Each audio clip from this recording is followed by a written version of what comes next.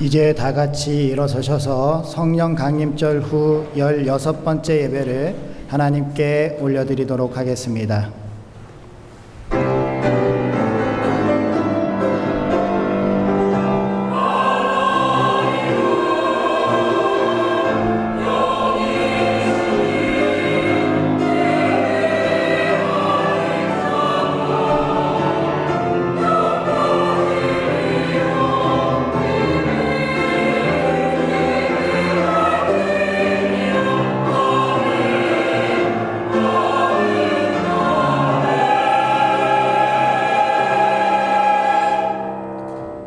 너희는 여호와 우리 하나님을 높여 그의 발등상 앞에서 경배할지어다.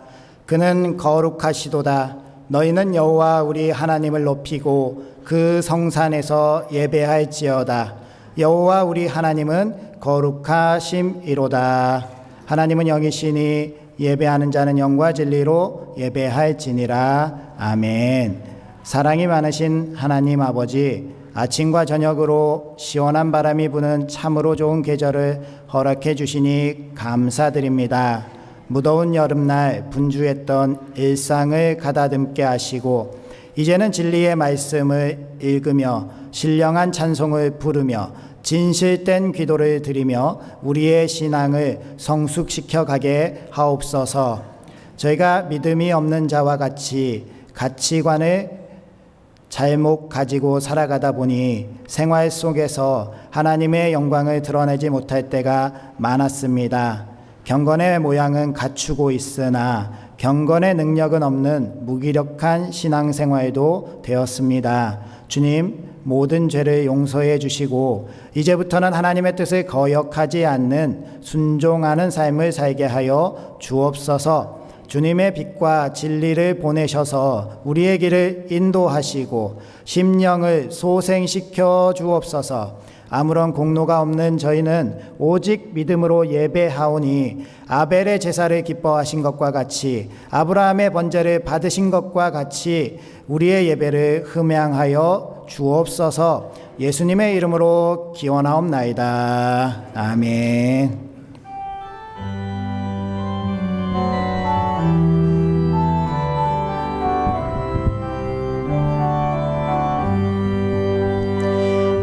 여기에 모인 우리 주의 은총 받은 자여라.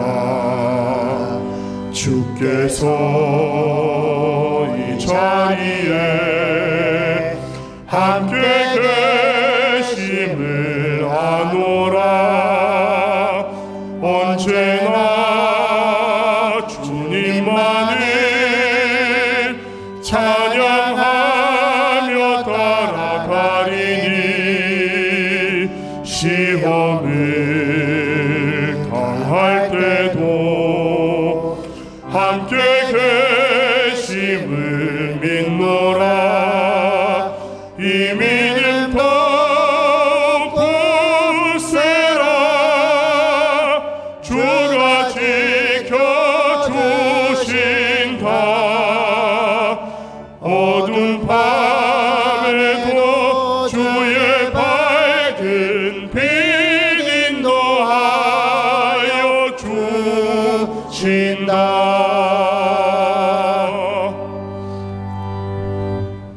여호와를 의지하는 자는 시온산이 흔들리지 아니하고 영원히 있음 같도다. 산들이 예루살렘을 근거하듯이 여호와께서 그의 백성을 지금까지 영원까지 이루시리라. 악인의 규가 의인들의 땅에서는 그 권세를 누리지 못하리니 이는 의인들로 하여금 무죄하게 손을 대지 아니하게 하리라. 여호와여, 선한 자들과 마음이 정직한 자들에게 선대하소서. 자기의 그 일로 지으신 자는 여호와께서 죄를 범하는 자들과 함께 다니게 하시리라. 이스라엘에게는 평강이 있을지어다. 아멘. 이제 다 함께 참회의 기도 드리시겠습니다.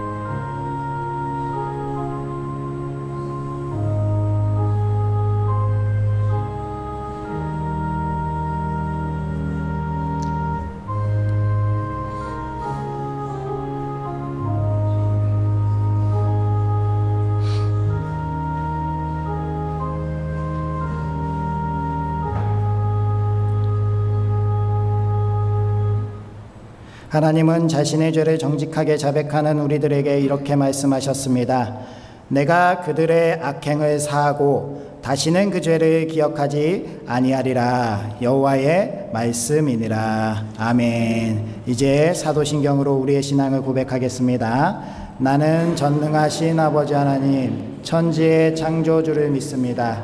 나는 그의 유일하신 아들 우리 주 예수 그리스도를 믿습니다.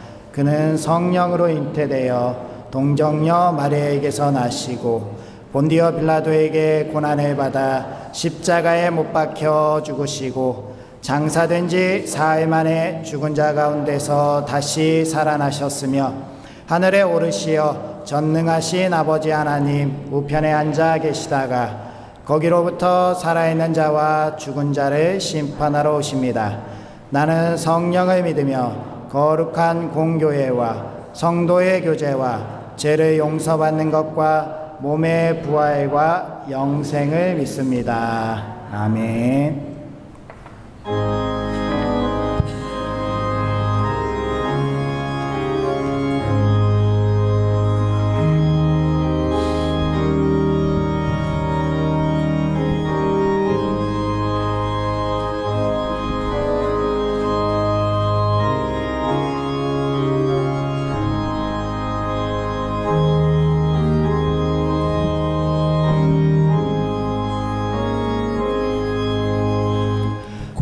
고통의 멍에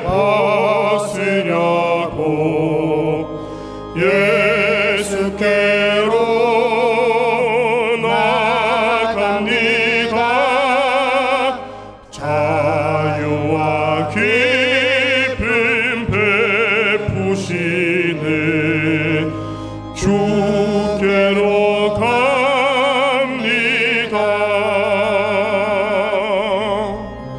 병든 내 몸이 튼튼하고 빈궁한 삶이 부해지며 죄악을 벗어버리려고 주께로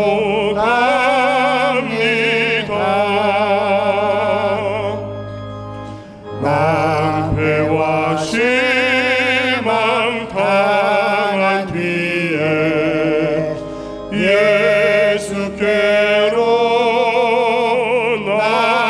나갑니다. 십자가 은혜 받으려고 주께로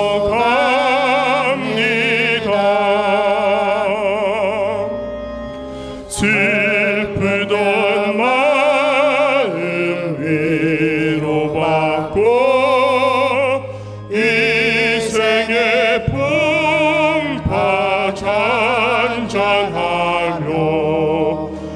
영광의 찬송 부르려고 주께로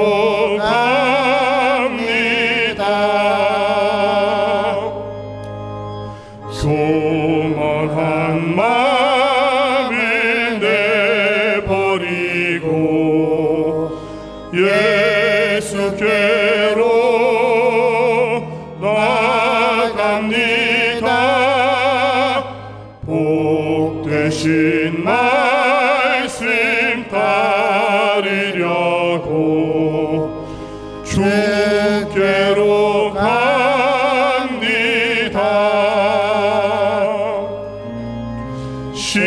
실망한 이 몸 힘을 얻고 예수의 크신 사랑 받아 하늘의 기쁨 맛보려고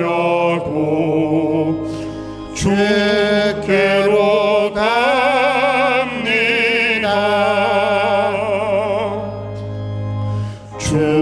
죽음의 길을 벗어나서 예수께로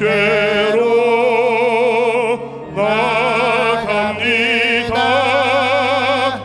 영원한 집을 바라보고 주께로 갑니다.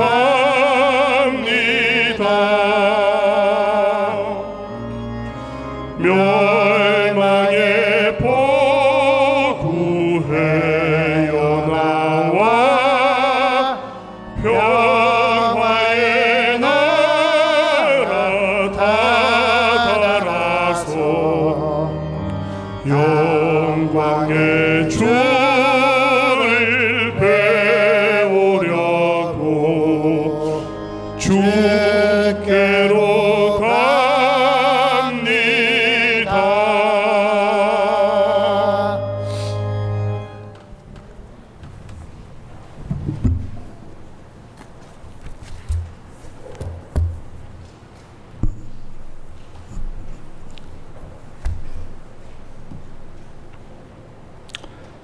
이상 기온으로 무더웠던 긴 장마를 지나 오곡백과가 무르익어 추수하는 농부들이 노랫소리가 흥겨운 이 풍요로운 수확의 계절, 가을을 주신 사랑 많으신 여호와 하나님 아버지, 그 크신 사랑과 은혜에 감사와 찬양과 영광을 돌려드립니다.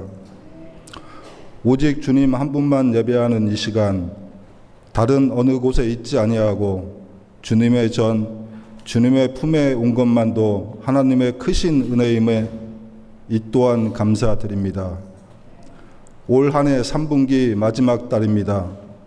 지난 3분기 동안 때로는 스스로 느끼지 못하는 가운데 사단의 미혹에 빠져 허우적거릴 때가 있었음을 회개하고 고백합니다. 이 시간 우리의 공로가 아닌 주님의 보혈을 의지하여 주님 앞에 나왔사오니 우리들의 심령을 정결케 하여 주옵시고 주님의 보혈로 지켜 주옵시고 성령의 인도함으로 허우적거림에서 건져 주옵기를 간구하옵나이다. 연초에 아버지 앞에서 결단한 삶의 목표들이 한 해를 마무리하는 4분기에는 한 알도 떨어짐이 없어 온전히 성취되어 하나님께 영광이 되게 하고 많은 사람들을 유익하게 하는 우리의 삶이 되게 하여 주시옵소서. 인생의 성공보다는 성실한 삶에 힘쓰게 하옵시고 나의 삶의 목표를 추구하기보다는 하나님께 주신 비전을 붙잡고 살아가므로 하나님의 부르심과 성령의 능력을 체험하며 살아가게 하여 주시옵소서. 이 나라와 민족을 사랑해 주시는 하나님 아버지 감사드립니다. 우리들의 잘못된 선택으로 인해 세대 간 분열, 보수, 진보 등으로 편을 가르고 그릇된 국정운영으로 혼란스러운 이 나라, 이 민족을 불쌍히 여겨 주시옵소서. 이 나라의 위정자들이 하나님의 말씀에 절대 청종해서 이 나라의 안정과 국민들의 생활이 풍요롭게 되도록 성령 하나님께서 함께하여 주옵시고 국방과 정치, 복지, 청년 실업 등 많은 문제들이 조속히 안정되도록 인도하여 주시옵소서. 이 땅, 이 지역에 부천 상동교회를 세우시고 교회의 머리가 되시는 주님, 언제나 부천 상동교회를 지키시고 성령의 임재 가운데 이끌어 주심에 감사드립니다. 주님께서 친히 세워주신 귀한 제단이오니 우리 부천 상동교회가 주님의 몸으로서 하나님의 기쁨이 되는 교회가 될 수 있도록 인도하여 주시옵소서. 우리 부천 상동교회가 말세의 세상을 담는 교회가 되지 않게 하시고 영이 살아있고 주님과의 관계가 잘 이루어지는 교회 되길 원합니다. 하나님 아버지, 저희들 노력하겠습니다. 가자 하면 싫어가 아닌 손잡고 함께 가고 함께 하자 하면 십시일반 으쌰으쌰하여 힘든 일도 즐겁고 힘들지 않게 함께하는 사랑하는 공동체 되겠사오니 여기 모인 사랑의 공동체에 화합과 단결의 은사를 내려 주시옵소서. 그리하여 우리 부천상동교회가 이곳에서 온 세상으로 하나님 나라를 확장해 나가는 거룩한 신무기가 되도록 하여 주시옵소서. 기도회를 위해 기도드립니다. 이 시대에 깨어 기도하는 성도들로 우리를 부르시는 주님, 매 순간 기도하는 자리로, 말씀을 듣는 자리로 하루도 빠짐없이 인도하여 주시옵소서.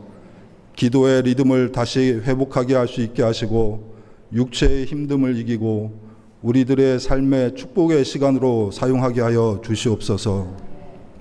간절한 기도의 소원을 담아 주님께 기도할 기도 제목들이 하나라도 땅에 떨어지지 않게 하시고 충실한 영성의 열매를 맺게 하시고 기도의 열기가 계속해서 이어갈 수 있도록 건강을 지켜주시고 우리들의 심령을 붙잡아 주시옵소서. 사랑과 소망의 하나님, 우리 가운데 소망이 없이 쓰러지고 병약하여 절망하며 시험에 빠지고 유혹에 넘어져 힘들어하는 성도와 그 가족을 위해 기도드립니다. 그들에게 주님의 손길이 함께하여 주옵소서. 그들과 함께하여 주시어 회복과 치유의 역사로 인도하여 주시옵소서. 그리하여 모든 식물이 열매 맺는 이 계절에 희망의 열매가 넘치는 가정, 자녀, 기업되게 하여 주시옵소서. 말씀을 전하실 목사님을 위해 기도합니다. 오늘 강단에 세우신 목사님을 기억하시어 기름 부음을 더하시어 전하는 말씀마다 각 심령을 찔러 쪼개어 깨어지고 변화되며 새 생명의 역사가 차고 넘치게 하여 주옵소서. 오늘 선포되는 말씀이 고난과 환난으로 힘들어하는 심령마다 힘이 되게 하시고 문제가 해결되며 환경과 문제 위에 기적이 되게 하시어 하나님 아버지의 영광이 충만한 시간 되게 하여 주시옵소서.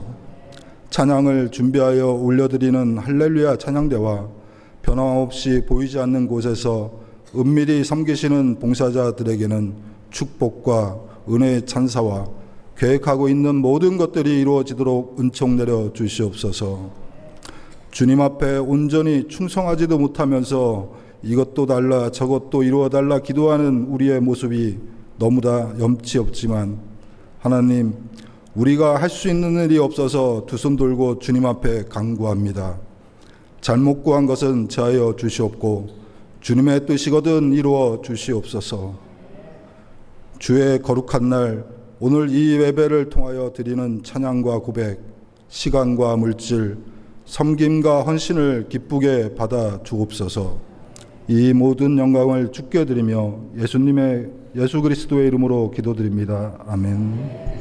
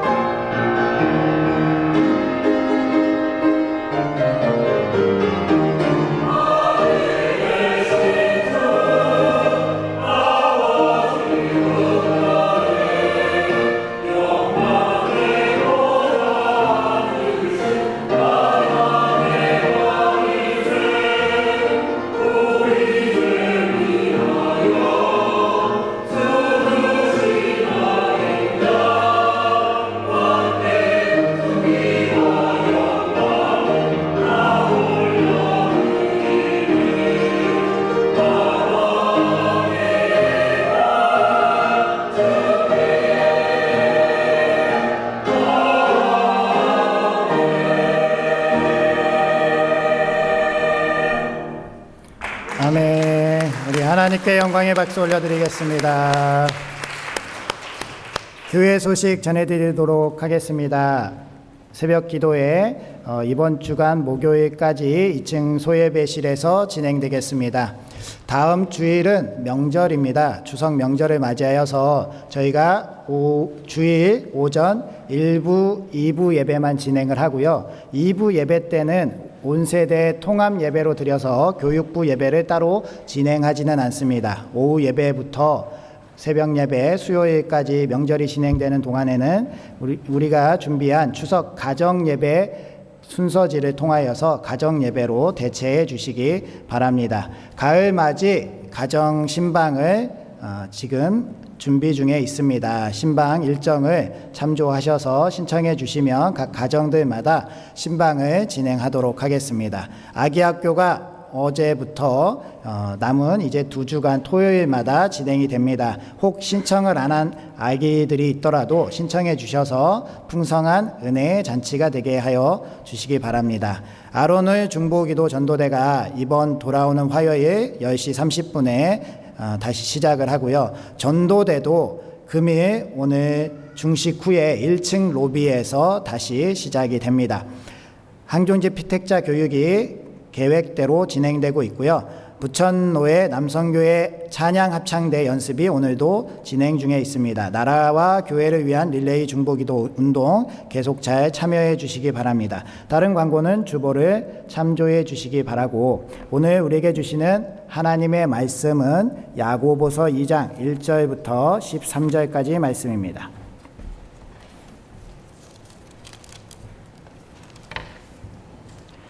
야고보서 2장 1절에서 13절까지의 말씀, 신약성경 372면쯤에 있습니다. 야고보서 2장 1절에서 13절까지 말씀, 이 계시의 말씀을 통하여서 하나님의 음성 들으시기 바랍니다. 내 형제들아, 영광의 주 곧 우리 주 예수 그리스도에 대한 믿음을 너희가 가졌으니 사람을 차별하여 대하지 말라. 만일 너희 회당에 금가락지를 끼고 아름다운 옷을 입은 사람이 들어오고 또 남루한 옷을 입은 가난한 사람이 들어올 때에 너희가 아름다운 옷을 입은 자를 눈여겨보고 말하되 여기 좋은 자리에 앉으소서 하고, 또 가난한 자에게 말하되 너는 거기 서 있든지 내 발등상 아래 앉으라 하면 너희끼리 서로 차별하며 악한 생각으로 판단하는 자가 되는 것이 아니냐. 내 사랑하는 형제들아, 들을지어다. 하나님이 세상에서 가난한 자를 택하사 믿음에 부요하게 하시고 또 자기를 사랑하는 자들에게 약속하신 나라를 상속으로 받게 하지 아니하셨느냐. 너희는 도리어 가난한 자를 업신여겼도다. 부자는 너희를 억압하며 법정으로 끌고 가지 아니하느냐. 그들은 너희에게 대하여 일컫는 바 그 아름다운 이름을 비방하지 아니하느냐. 너희가 만일 성경에 기록된 대로 내 이웃 사랑하기를 내 몸과 같이 하라 하신 최고의 법을 지키면 잘하는 것이 거니와, 만일 너희가 사람을 차별하여 대하면 죄를 짓는 것이니 율법이 너희를 범법자로 정죄하리라. 누구든지 온 율법을 지키다가 그 하나를 범하면 모두 범한 자가 되나니, 간음하지 말라 하시니가 또한 살인하지 말라 하셨은즉 내가 비록 간음하지 아니하여도 살인하면 율법을 범한 자가 되느니라. 너희는 자유의 율법대로 심판받을 자처럼 말도 하고 행하기도 하라. 긍휼을 행하지 아니하는 자에게는 긍휼이 없는 심판이 있으리라. 긍휼은 심판을 이기고 자랑하느니라. 아멘. 우리 앞뒤자분들 인사하겠습니다. 하나님께서 함께 하시길 원합니다. 하나님께서 복 주시길 원합니다.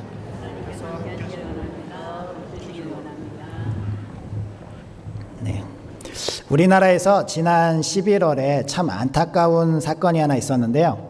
이 청년이 21살 된 청년이 제대를 한 달 남기고 숨을 거두는 일이 있었습니다. 이 청년은요, 병장으로서 근무 중에 일반 병사와 좀 문제가 있어서 격리를 당하게 됩니다. 그래서 그 코로나 시기에 코로나에 걸린 병사들을 격리했던 병동 3층짜리 건물에서요 혼자 지내면서 징계를 받고 있었습니다. 그런데 이렇게 혼자 지내는 것이 너무 힘들다. 그리고 너무 춥기도 하고 외롭다라고 이렇게 호소를 했음에도 불구하고 군에서는 그냥 이 청년을 방치했고요. 그러다 보니 이 병장이 그곳에 격리된 지 17일 만에 아무 사인도 없이 건강한 육체로 죽은 채로 발견됐다는 겁니다. 그의 가족들은 너무나도 황망했고 정말 이 원인을 알 수 없는 죽음 가운데 많은 사람들이 의아해하는 그러한 사건이었습니다. 지난 2018년 1월에요. 영국에서는 이러한 고독 그리고 외로움에 관해서 이것이 그냥 개인의 문제가 아니라 사회적 전염병이다라고 정의를 내리면서 새로운 부서를 발족했습니다. 그 부서의 이름이 외로움부라는 거예요. Ministry of Loneliness. 외로움을 갖는 사람들을 대처하는, 우리나라로 따지면 문화체육관광부의 장관이 이 외로움부의 장관을 겸직하면서 해마다 2천만 파운드, 약 325억 원의 예산을 가지고 이 고독의 문제, 외로움의 문제에 대해서 대응해 나가기로 했다라는 겁니다. 이러한 것은요, 당시에 조 콕스라는 영국의 하원의원이 이 고독사하는 바람에 조 콕스 고독문제대책위원회가 세워졌고요.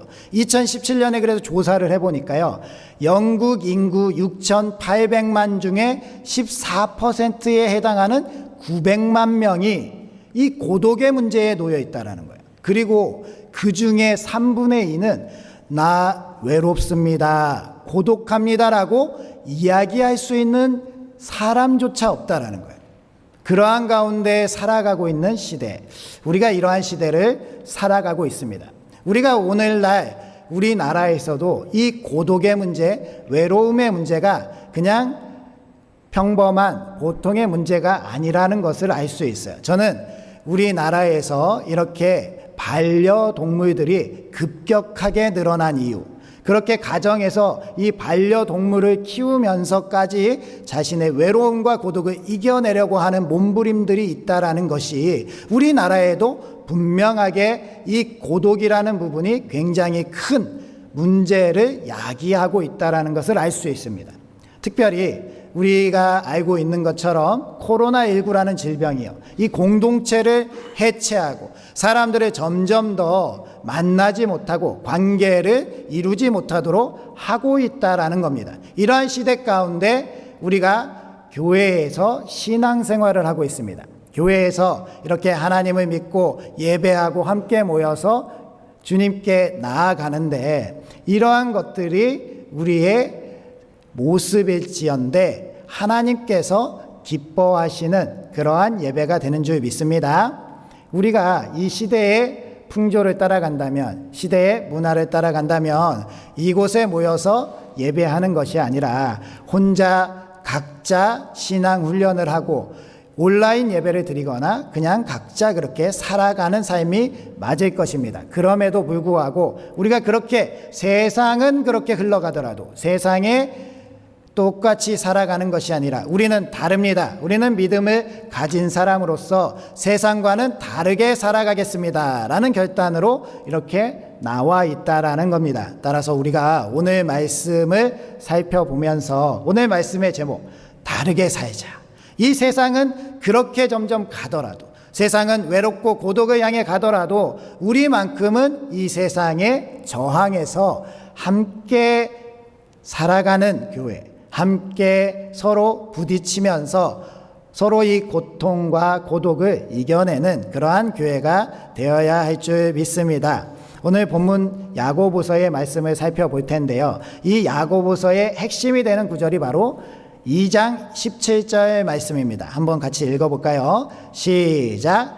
이와 같이 행함이 없는 믿음은 그 자체가 죽은 것이라. 아멘. 야고보서에는요, 우리가 믿음이 있는 사람이라면 행함이 동반되어야 된다. 즉 믿음과 행함이 일치되어야 된다라고 이야기를 합니다. 그래서 믿음이 있는 사람, 그 행함이 있는 사람이 구원을 받은 사람이다라고 말할 수 있다라고 하는데요, 이 말씀은 로마서에 나오는 사도 바울의 주장과 굉장히 상반되는 주장처럼 들립니다. 왜냐하면 사도 바울은 로마서에서 분명히 이야기하는 것은 아브라함이 그 믿음으로 말미암아 의롭다함을 입었다. 즉 구원은 믿음으로 말미암아 있는 것이지 행위로 말미암아 있는 것이 아니다라고 이야기하고 있기 때문에 그렇습니다.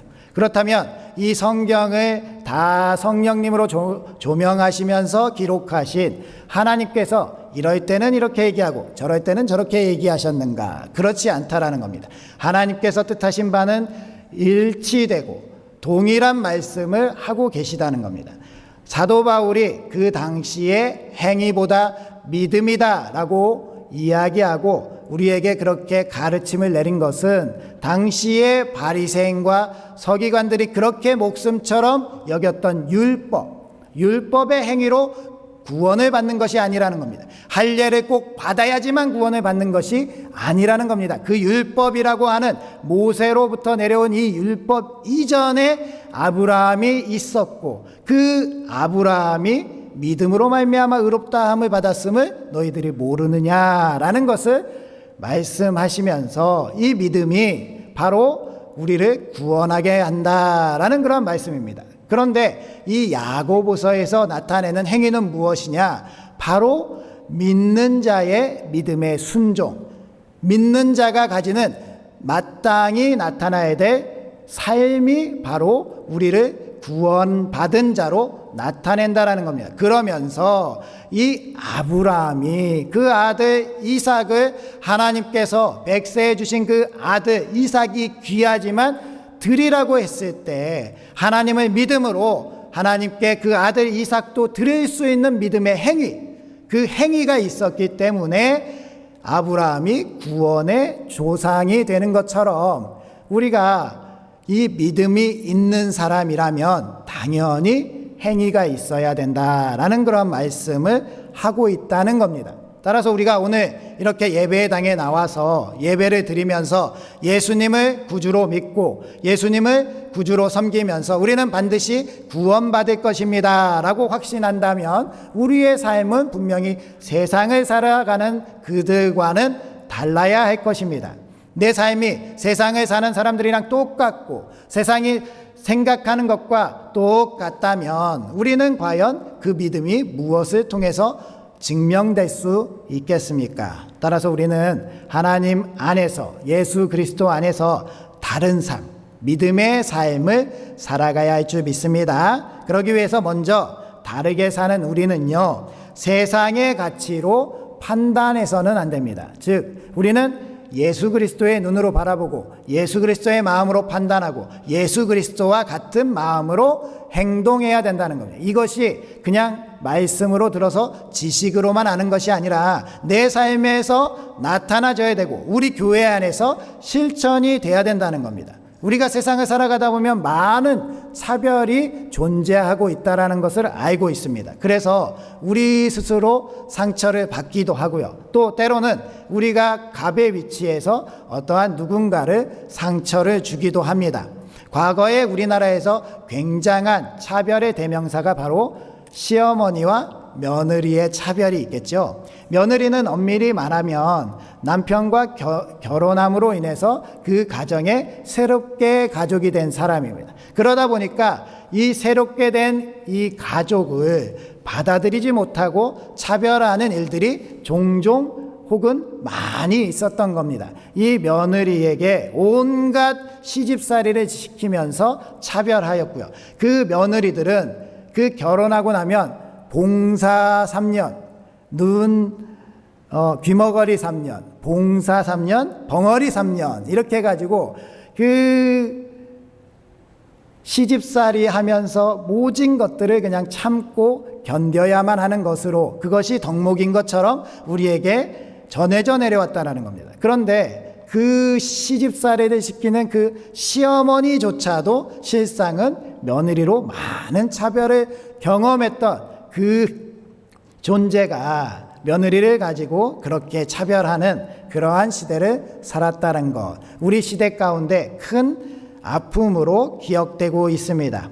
그리고 오늘날은 시대가 많이 변하여서 그러한 시대는 아니라 할지라도 눈에 보이지 않는 여러 가지 차별들이 우리에게 분명히 존재하고 있습니다. 따라서 우리가 예수 그리스도를 믿는 믿음을 가진 자라면 오늘 우리에게 주시는 이 말씀을 잘 살펴보면서 우리 안에 있는 이 차별을 철폐해 나가야 할 줄 믿습니다. 오늘 본문 말씀 야고보서에 등장하는 차별이 어떤 차별이죠? 바로 부자와 가난한 자를 대하는 그 믿음의 차별이 있었다라는 겁니다. 야고보 교회 공동체에서요, 교회에 부자가 오고 가난한 자가 오고 훌륭한 의복을 입고 금가락지를 낀 사람이 왔을 때 그 사람은 환영하고 높은 자리에 앉게 하면서요, 남루하고 가난한 자가 왔을 때는 차별화해서 거기 서 있든지 아니면 내 발등상 아래 앉으라 라고 이야기하면서 차별을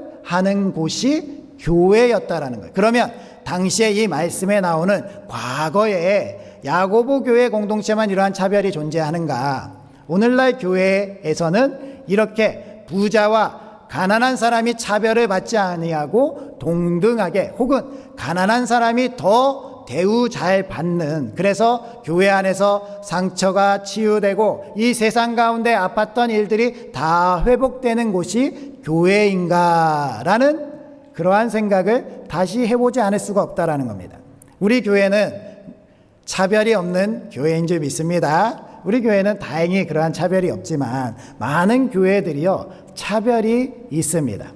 많은 교회들 가운데 좋은 차를 타고 오고 좋은 옷을 입고 사회에서 덕망이 높은 많이 위대한 사람이 오게 되면요, 정말로 많은 사람들이 그 사람들을 위해서 자리도 양보하고 배려합니다. 그런데요, 정말 가난하고 정말 연약한 자들이 교회에 왔을 때 그들이 그렇게 환영받지 못한다는 것은 우리가 실제로 잘 알고 있는 사실입니다. 안타깝지만 그러한 곳이 교회라면 교회가 교회다움을 상실한 교회일 수밖에 없다라는 겁니다. 남녀노소, 인종을 떠나서, 가진 것을 떠나서 세상에서 지위 고하를 막론하고 교회 안에 오면 환영받을 수 있는 그러한 곳이 바로 교회여야 된다는 겁니다. 그렇다면 나부터 그러한 믿음을 실천해야 할 줄 믿습니다. 우리 교회에서 소외되는 분이 없는지, 우리 교회에서 환영받지 못하는 분이 없는지, 아니면 교회에 와서 그냥 너무 외롭게 혼자서 식사하고 혼자서 아무 이야기도 하지 않고 예배만 드리고 돌아가는 이는 없는지 우리가 먼저 살피고 우리가 먼저 케어할 수 있는 그러한 우리가 되어야 할 줄 믿습니다.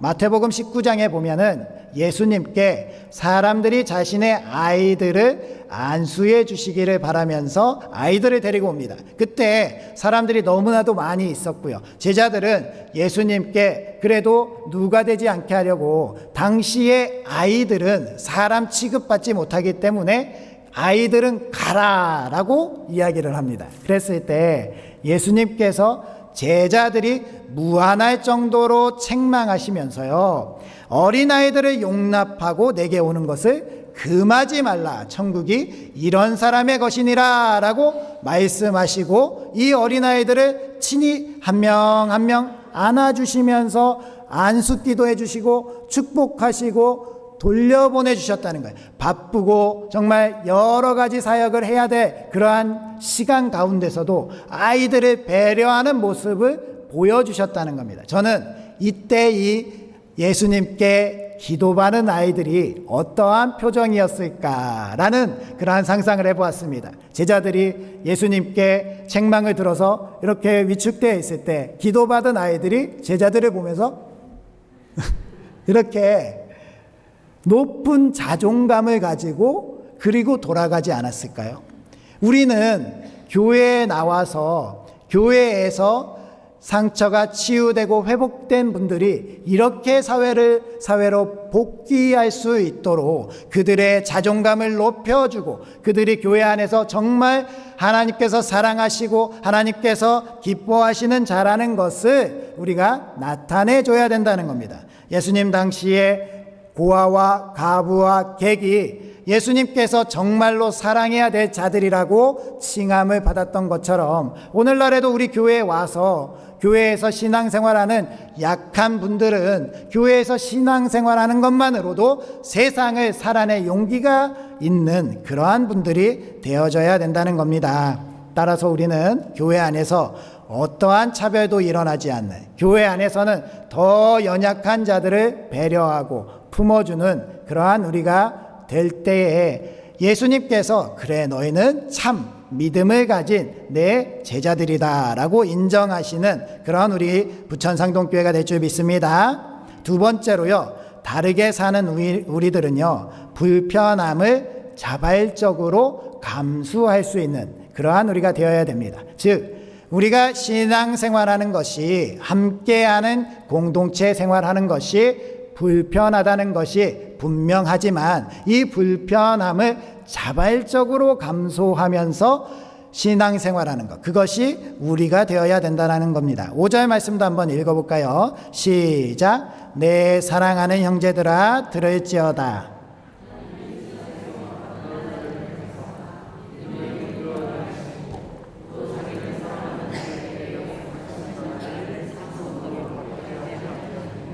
아멘. 야고보서 오늘 말씀 2장 말씀에 보면 1절 말씀에도 형제들아, 5절 말씀에도 사랑하는 형제들아 라고 부르고 있습니다. 교회의 성도님들을 형제라고 부르고 있는 이 말씀을 통해서 우리가 교회라는 것은 한 가정을 이루는 그러한 공동체라는 것을 깨달을 수 있습니다. 예수 그리스도를 믿음으로 예수 그리스도의 피로 형제가 된 우리 모두는 교회 안에서 정말 한 가족으로서 서로 사랑하고 아끼고 존중하고 배려하고 양보하는 그러한 교회가 되어야 된다는 겁니다. 저희 아이가 어렸을 때 동생을 갖는 것을 굉장히 싫어했습니다. 동생이 생기면 자기 장난감을 빼앗기지 않을까, 그 동생이 어릴 때 자기 장난감에 침 바르면 어떡하냐라고 이야기하면서 동생을 갖기를 원하지 않았습니다. 그런데요, 지금 이렇게 커서는 아빠 엄마가 왜 동생을 낳아주지 않았느냐, 내 아이에게 동생이 너무 필요하다, 외롭다라고 이야기하고 있다라는 겁니다. 동생이 있는 것은요, 말 그대로 내 것을 나눠야 되는, 내 것을 같이 함께 공유해야 되는 그러한 사이가 된다라는 겁니다. 즉 형제간이라는 것은요, 내가 홀로 누릴 수 있는 것을 함께 나누어야 되고, 내가 혼자 있으면 편할 수밖에 없는 것을 불편함을 감수하면서까지 같이 살아나는 그러한 관계라는 겁니다. 즉 굉장한 불편함이 있더라도 그 불편함을 감수하면서까지도 함께 같이 하는 것, 그것이 바로 공동체라는 것이고 가족이라는 것입니다. 우리 교회에서 신앙생활하는 것이요, 이렇게 우리가 서로 불편함이 있더라도 감수해야 된다는 겁니다. 내가 나 편하고자 해서 신앙생활하는 것이 아니라는 것을 우리는 기억해야 된다는 겁니다. 내 마음대로 내 뜻대로만 살아가면 안 된다. 우리가 함께 같이 하기 위해서는 우리의 것을 나누고 서로 불편함을 감수해 가야 된다는 것을 꼭 기억해야 되는 것입니다. 오늘날의 시대는 그런데 이 불편함을 참아주지 않습니다. 오늘날의 문화는요, 불편하기 때문에 내 편한 것을 추구하기 위해서 혼자 사는 독신이 찬양받는 시대라는 겁니다. 결혼해서 뭐하러 그렇게 불편하게 살아가는가? 결혼해서 서로 애매하게 서로 불편하게 살아가는 것보다는 혼자 살아가는 것이 낫다라고 그렇게 이야기하지만, 실제로 우리가 앞에서 살펴본 바와 같이 사람은 혼자 사는 것이 아닙니다. 혼자 살아갔을 때 외로움에 직면하게 되고 고독 가운데 있게 되면 우리는 분명하게 문제되는 삶을 살아갈 수밖에 없다라는 겁니다. 창세기 2장 18절 말씀에 하나님께서 아담에게 하와를 주실 때의 말씀입니다. 사람이 혼자 사는 것이 좋지 아니하니 내가 그를 위하여 돕는 베풀을 지으리라. 아멘. 이렇게 하나님께서 말씀하시는 것, 이 세상에서는 우리가 조금 불편해도 같이 함께 살아내는 것이 중요하기 때문에 그렇습니다. 이 외로움은요, 인간을 위협합니다. 하버드 대학에서 1938년부터 79년 동안 724명의 삶을 추적 조사했습니다. 그러면서 어떤 사람들이 건강하고 행복하게 그렇게 살아가는가라고 했더니요, 가족과 친구, 공동체와의 관계가 잘 이루어진 사람들은요, 행복하고 성공적인 삶을 살았는데, 오히려 반대로요, 홀로 살아가고 이 인간관계가 좋지 못한 사람들은요, 흡연을 하는 것이나 알코올 중독이 되는 것보다 더 위험하게 엄청나게 사망률이 높은 삶을 살아갔다라는 그런 연구 결과가 있습니다. 또 영국 러프버러 대학에서 생물심리학 교수팀이 연구한 것은요, 혼자 살아가는 독신은 치매 발병률이 34%에서 44%가량 높다라는 것이고요. 친밀한 관계를 지속적으로 맺은 사람은요, 오히려 이 치매가 발병할 확률이 60%가 낮다라는 겁니다. 즉 우리가 건강하게 공동체 생활을 잘하고 서로가 함께 배려하고 양보하고 다소 불편하더라도 함께 살아가려고 하는 사람들은 훨씬 더 건강하고 행복한 삶을 살아갈 수 있다는 겁니다.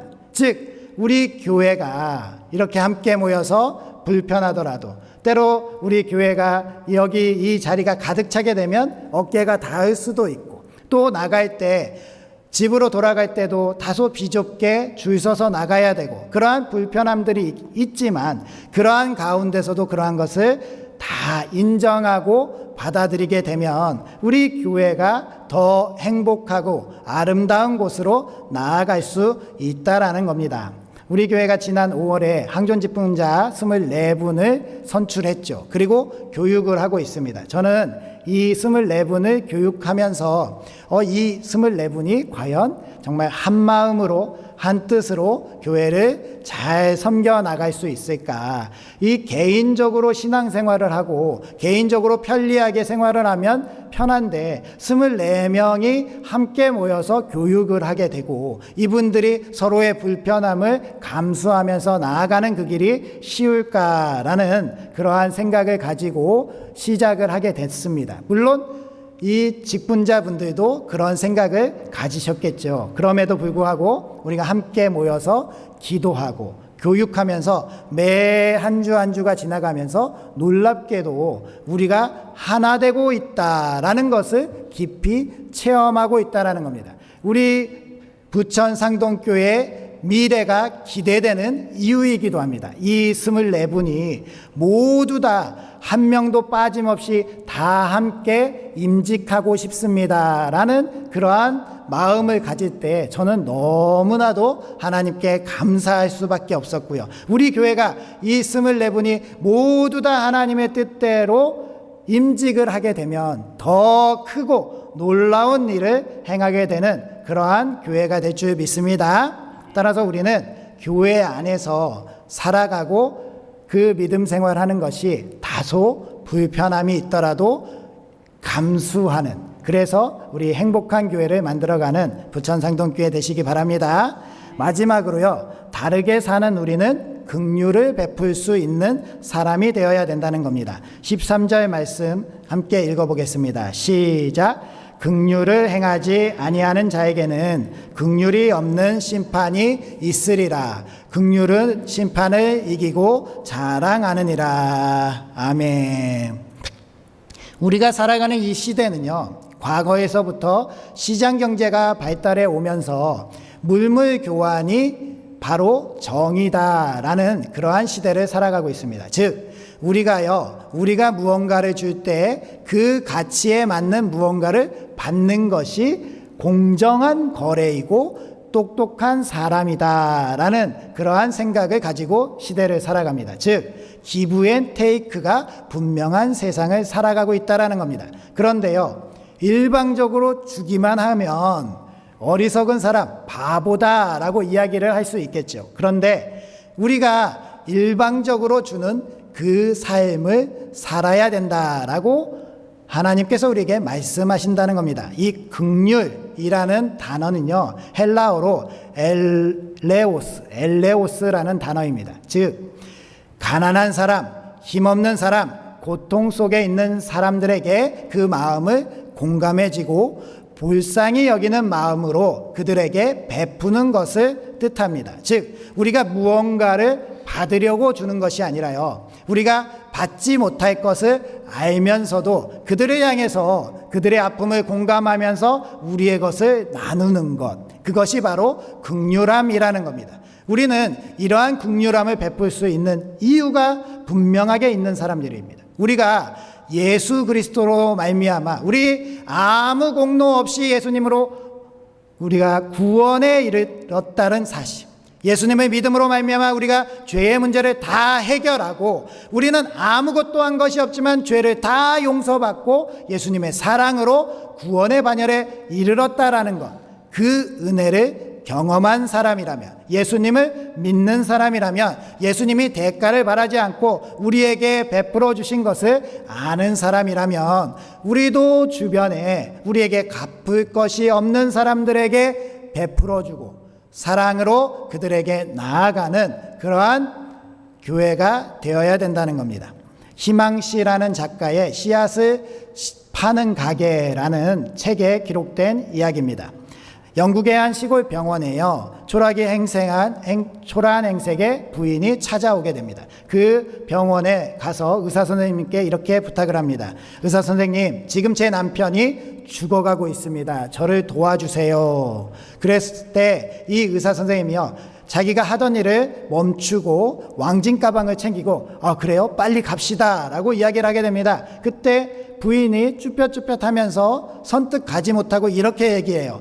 선생님, 제가 미리 말씀을 드리는데요, 제가 돈이 없어서 치료비를 낼 수가 없습니다. 그래도 괜찮으십니까? 라고 이야기를 했더니 이 의사가 그렇게 이야기했다는 거예요.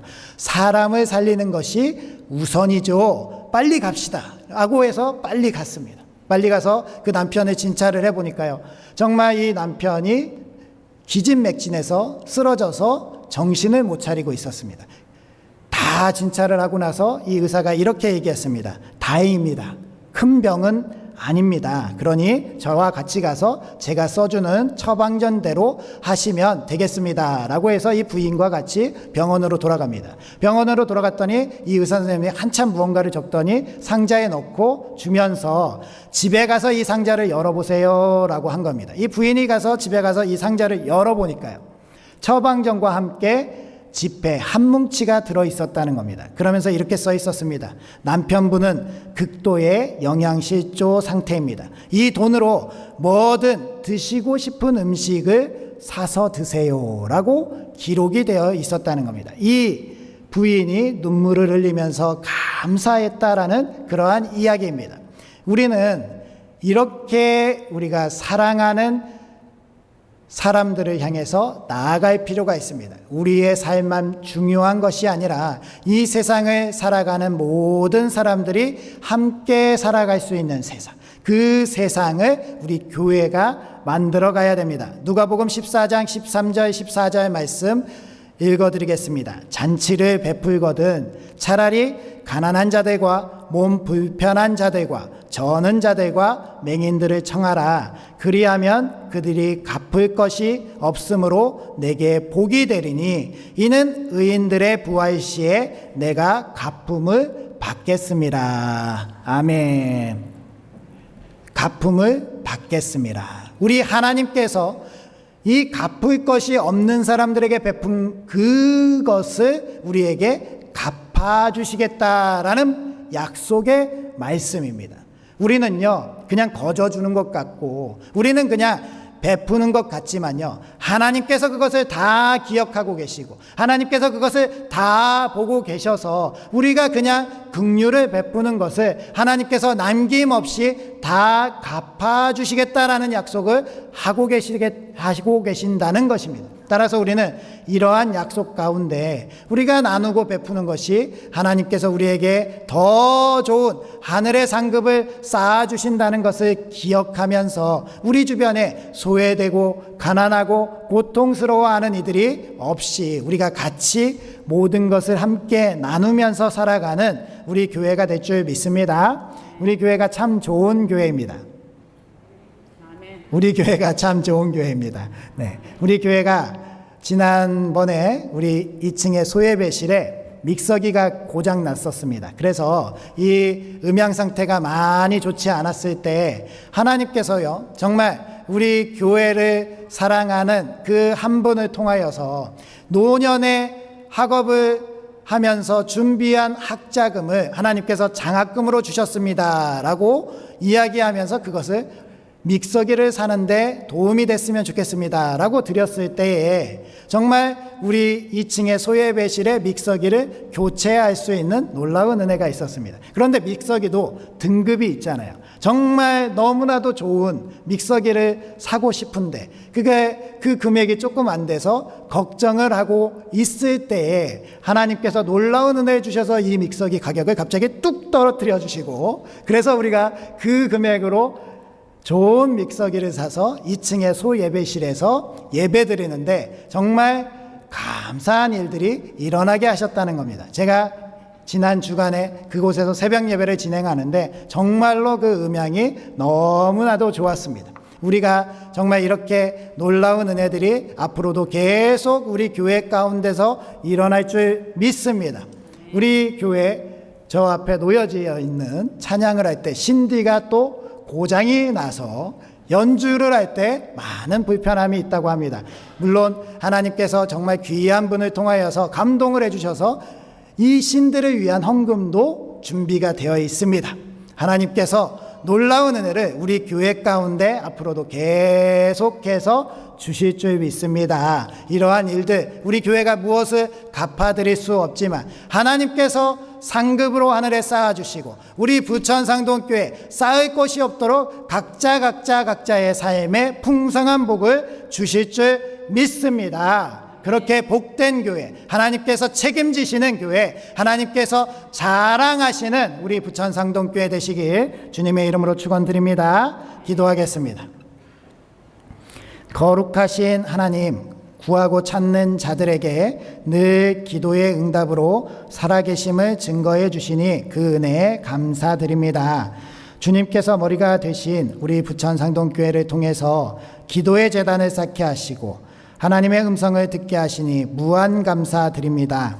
오늘 선포해 주신 말씀이 우리의 혼과 영과 관절과 골수까지 쪼개는 역사가 나타나게 하여 주옵소서. 주님께 올려드리는 이 예배를 통하여서 하늘의 풍성한 평안과 안식을 누리는 우리가 되게 하여 주옵소서. 오늘의 예배를 통해서 한 주가 하나님과 동행하게 하시고 하나님을 통하여서 삶이 변화되게 하여 주옵소서. 병들고 찌든 우리들의 삶에서 치유의 역사가 일어나고 우리 앞에 놓여진 장애물들과 문제들이 다 해결되고 하나님의 위로하심과 긍휼히 여기심이 우리 가운데 넘쳐 흐르게 하여 주시어서 우리가 하나님께서 말씀하시고 명하신 그 믿음의 삶을 외면하지 아니하고 우리 가운데 차별이 없이, 우리 가운데 소외되는 이가 없이, 우리 가운데 외로움과 고독에 빠져 있는 이가 없이 우리가 함께 서로 사랑을 나누며 실천해가는 우리 교회 되게 하여 주시옵소서. 오늘도 예배 가운데 주님께 온 마음을 다하여서 정성껏 예물을 드리오니 기뻐 받아 주시옵시고 이 예물을 통하여서 하나님께서 뜻하신 선하신 일이 이루어지게 하여 주시옵소서. 11조 교회의 사랑 감사선교구제 일천서원과 생일감사 강단원화 중식헌금들의 예물들 하나님께서 모두 다 기뻐 받아 주시옵시고 이 예물들을 통하여서 아픔 가운데 어려움 가운데 있는 이들에게 희망을 전하여 줄 수 있는 우리 교회 되게 하여 주시옵소서. 하나님께서 우리 교회와 함께 하시고 은혜 내려주심에 감사드립니다. 예수님의 이름으로 기도드립니다. 아멘. 다 같이 일어서셔서 주기도송 하시겠습니다.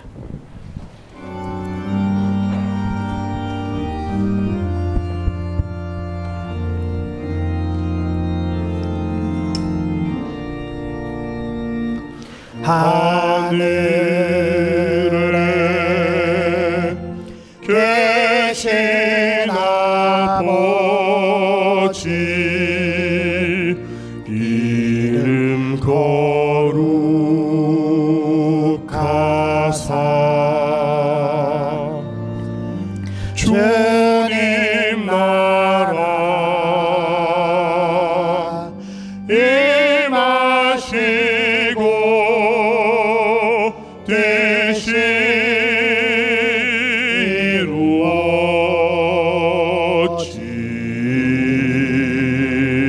이루어지다. 일용할 양식 주시고 우리들의 큰 죄 다 용서하옵시고 또 시험에 들게 마시고 악에서 구원하소서. 대개 주의 나라 주의 권세 주의 영광 영원히